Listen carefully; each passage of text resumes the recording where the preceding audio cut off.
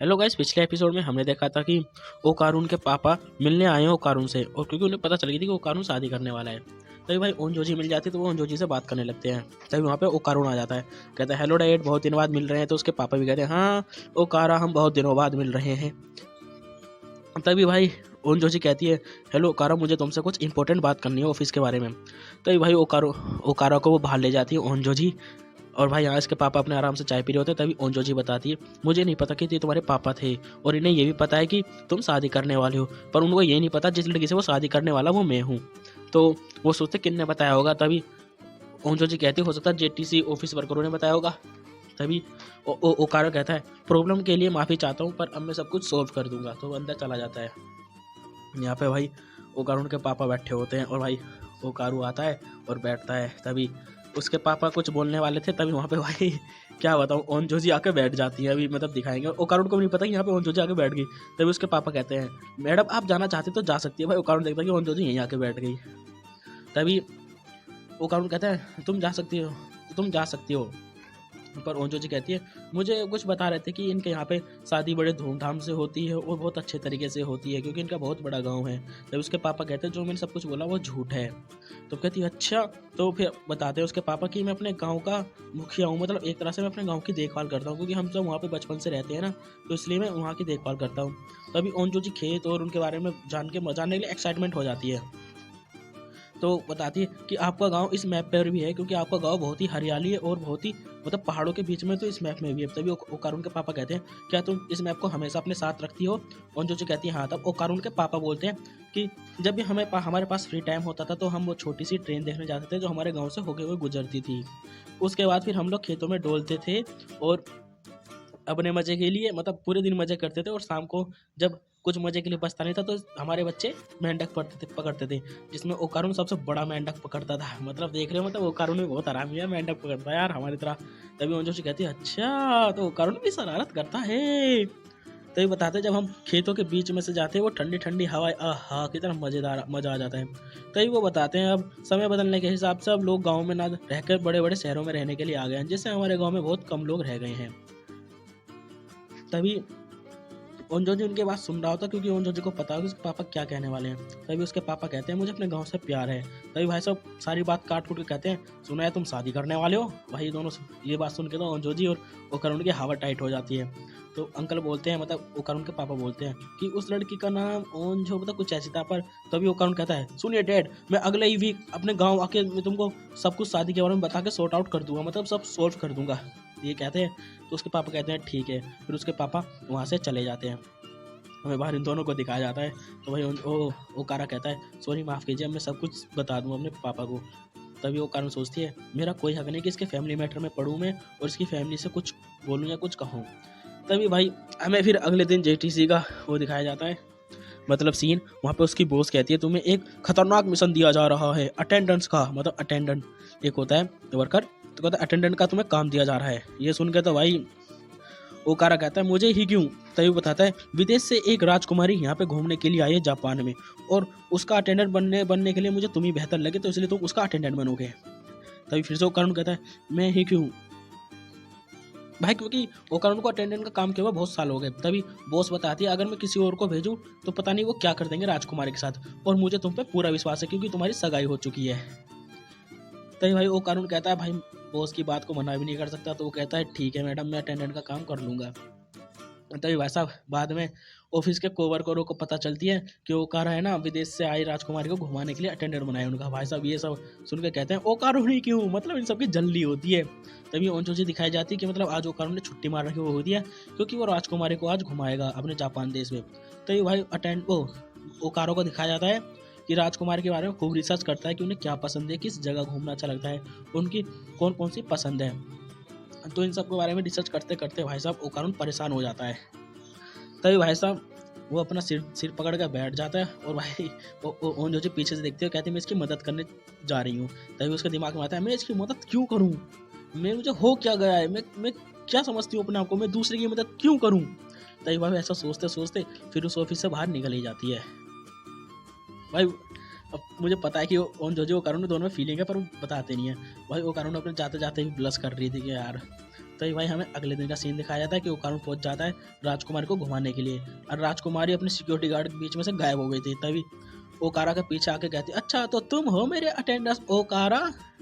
तो ओकारा कहते हैं, हाँ जी चलिए, आपको कौन कौन सी जगह घूमनी है, घूमनी है नहीं घूमनी है। तभी वो कहता है, राजकुमारी आपके बॉडीगार्ड आपको ढूंढ रहे होंगे। तभी राजकुमारी कहती है, वो सिर्फ मेरे बॉडीगार्ड हैं और कुछ नहीं, उनके बारे में बातचीत मत करो, सिर्फ मैं आज घूमने आई हूँ और आज मैं कोई राजकुमारी नहीं हूँ। तभी ओकारुन कहता है, ठीक है तो चलिए आप कहाँ घूमना चाहती हैं। तभी भाई राजकुमारी जो रहती है वो कहती है, अभी तो कुछ प्लान है नहीं। तो ओकारुन सोचता है, अच्छा सही है, मैं पूरी तैयारी करके आया हूँ। तभी ओकारुन कहता है, अच्छा मैडम आप वैसे कहाँ घूमना चाहती हैं सबसे पहले। तो भाई हमारी जो राजकुमारी कहती है, मैं सबसे पहले बिल्ली घर जाना चाहती हूँ, मतलब जहाँ पे बिल्लियों की स्टैचू रहते हैं वहाँ पे। भाई वहाँ पे मुझे एक सीन याद आ जाता है, मैं तुम्हें आगे ही बताऊँगा। तभी कहता है, चलो भाई मैंने अच्छे से तैयारी कर ली कि राजकुमारी को कहाँ कहाँ घुमाना है। फिर वो अपनी कार में बैठ के वहाँ से चल देते हैं। यहाँ पे भाई वो बिल्ली टाउन आते हैं, बिल्ली जहाँ बिल्ली का स्टैचू है वहाँ पे। भाई राजकुमारी आके यहाँ खूब बहुत खुश हो जाती है। भाई एक बताता हूँ, यहाँ की जो बिल्लियाँ है ना, डरबो ग्रैनी की तरह लग रही है बिल्कुल, मतलब यार डरबो ग्रैनी दूसरे एनिमे में भी फेमस है। तो ओकारुन बताता है, मैंने इसके सोशल मीडिया से पता लगाया था कि इन्हें बिल्ली बहुत अच्छी लगती है। तभी ओकारुन का बॉस आता है, बॉस का फोन आता है कि राजकुमारी कहाँ है। तभी ओकारुन कहता है, राजकुमारी मेरे साथ है। तभी कहता है, मैं फ़ोन काट रहा हूँ, मैं जा रहा हूँ मतलब राजकुमारी को घुमाने के लिए। तभी उसकी बॉस सोचती है, क्या क्या वो दोनों सही है, मतलब ठीक है नहीं है। यहाँ ओकारुन भाई ओकारुन उसे बेसबॉल खिलाता है, मतलब खूब मजे कराता है। भाई उसे मछला पकड़वाता है, इतना बड़ा वाला मछला। फिर भाई साहब ये सब करके है ना, राजकुमारी बहुत खुश होती है। फिर वो उसे समुद्र की यात्रा कराने के लिए ले जाता है। भाई यार थोड़ा जुकाम में तो थोड़ा हो जाए मतलब। फिर भाई राजकुमारी को समुद्र की सैर कराता है। फिर वो पूछता है, आप कहाँ जाना चाहोगे। फिर ओकारुन है ना, मतलब ओकारुन अपनी पसंद से है ना, उन्हें जो कॉलेज होते हैं स्कूल होते हैं उनकी छत पे ले आता है राजकुमारी। भाई राजकुमारी स्कूलों की छत पे आके बहुत खुश हो जाती है। भाई यहाँ पे तो मैं भी जाना चाहता हूँ एक बार जापान के स्कूलों के रूफ पर। तभी बताते हैं यहाँ पे एक एनीमे की शूटिंग हुई थी, उसी का सीन है। तभी रोज राजकुमारी कहती है, यहाँ पे आकर मुझे मेरे बचपन के दिन आ गए। तभी ओकारुन कहता है, जो विदेशी लोग रहते हैं वो जापानी एनीमे खूब देखते हैं तो उन्हें यहाँ पे आना बहुत पसंद है। तभी भाई ओकारुन ने स्कूल की यूनिफॉर्म दे देता है, ये लेके तो भाई मज़ा आ जाता है उसे। और यहाँ पे कोवर्कर भाई कहते हैं, क्या पता ओ राजकुमारी और ओकारू सा एक रूम में लेकर मजे कर रहे हो। तभी भाई ये बात है ना ओनजोजी को सुनाई दे जाती है। पर हम यहाँ देखते हैं कि राजकुमारी खूब मजे मजे करती होती है, उन्हें पता ही नहीं चलता कि कब रात हो गई है। तभी राजकुमारी कहते हैं, मुझे एक और जगह घूमना है, क्या तुम मुझे अपने घर ले जा सकते हो। भाई ये सुन के तो भाई मतलब चिपक के कहती है। तो भाई ओकारो के तो आँख फट जाती है, मतलब अपने घर ले जाओ यार मतलब। और यार हम देखते हैं कि ओनजोजी है ना ओकारो उनके घर आ जाती है, उन्हें उसे गिफ्ट देने के लिए उसके लिए कुछ लाई होती है ये। तभी कहती है, अभी तो वो टूर से आया नहीं होगा। तभी वो चैट बॉक्स में रखने जाती है, पर चैट बॉक्स तो पूरा भरा रहता है। तो वो उसके रूम की तरफ आने लगती है। तभी वो देखती है, अरे इसके कमरे की तो लाइट जल्दी लग रही है और टूर से आ गया है। तभी भाई अंदर झाँक के देखती है, अंदर राजकुमारी ओकारुन आराम से बातचीत कर रहे होते हैं, मतलब मज़े वाली बातचीत है, वैसी वाली नहीं। तो ये देख के भाई वो क्या कहते हैं, ओनजोजी सोचती है मैं चली जाऊँ, पर भाई उसका मन नहीं मानता और वो चुप चुप के है ना उनको देखने लगती है। मतलब यार जासूसी भी करती है हमारी ओनजोजी। तभी भाई साहब उसके दिमाग में वही ख्याल आता है कि यार क्या पता ओनजोजी ओ राजकुमारी और ओकारुन कहीं मजे कर रहे हो। तभी वो कहती है, ओकारुन ऐसा नहीं कर सकता, वो ऐसा है ही नहीं, वो चीज़ कर ही नहीं सकता। अपनी मुंडी हिलाते हुए कहती है। तभी भाई साहब राजकुमारी और ओकारुन बात करते रहते हैं। तभी राजकुमारी पलट के देखती है और कहती है, वहाँ पे कोई है। मतलब यार राजकुमारी देख लेती है। तभी ओ ये क्या कहते हैं, फिर हम देखते हैं कि जैसे वो खिड़की खोलता है भाई ओनजोजी नीचे बैठ जाते हैं, छिप जाती है, मतलब यार जासूसी करने में परफेक्ट है। तभी कहते हैं, हाँ मेरी गलत फहमी होगी, राजकुमारी कहती है। पर यहाँ पे भाई सारी बात इनकी सुन रही होती है हमारी ओनजोजी कहती है, मैं यहाँ पे आ ही क्यों और मैं यहाँ पे रुकी हुई क्यों हूँ। तभी वो वहाँ से जाने लगती है और वो भाई मनी मन में जाना नहीं चाहती थी। कहती है, मैं क्या करूँ, मेरे मन में क्या चल रहा है मुझे खुद नहीं पता। तभी भाई साहब गामा का गेट खोलती है राजकुमारी और भाई गामा उन पे हमला कर देता है। राजकुमारी है ना वो कर उनके बाहों में गिर जाती है जाके। और भाई जब भी गेट खोल के ओनजोजी अंदर आ जाती है, ओनजोजी भाई गुस्से में, मतलब यार यहाँ तो कुछ चोरी सीन चल रहा है। मतलब यार हद हो, मतलब ओकारो और राजकुमार तो अलग ही पोजीशन में है। तभी कहती है, सॉरी डिस्टर्ब करने के लिए माफ़ी चाहती हूँ। तभी ओकारा खड़ा होकर पूछता है, तुम जैसा समझ रही हो वैसा कुछ नहीं है। तभी ओनजोजी कहती है, मैं कुछ गलत नहीं समझ रही, पर तुमको ये समझ में आना चाहिए कि किसी भी लड़की को अपने घर नहीं लाना चाहिए, वो भी अकेले। वह यहाँ पे पहली बार हमें ओनजोजी गुस्से में दिखाई देती है। उसके बाद सुनकर ओकारो में थोड़ा शर्मा जाता है। तभी राजकुमारी कहती है, अच्छा तो तुम ही हो इनकी पियोन से। मुझे ओकारो ने बता दिया था कि मेरे घर पे मतलब मेरी अरेंज इंगेजमेंट हो गई, तो मैं उनसे फ़ोन करके पूछ के बुला लूँगा।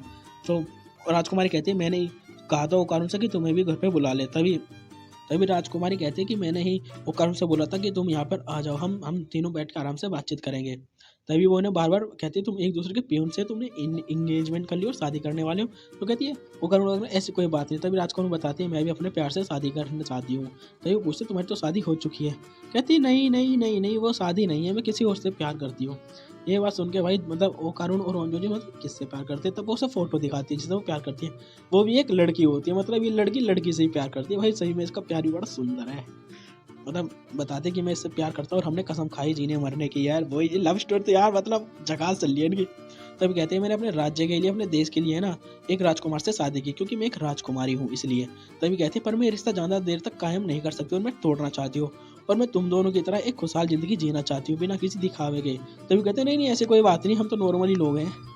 मतलब यार इन दोनों को शर्म भी आ रही थी, मतलब ये तारीफ भी कर रही थी।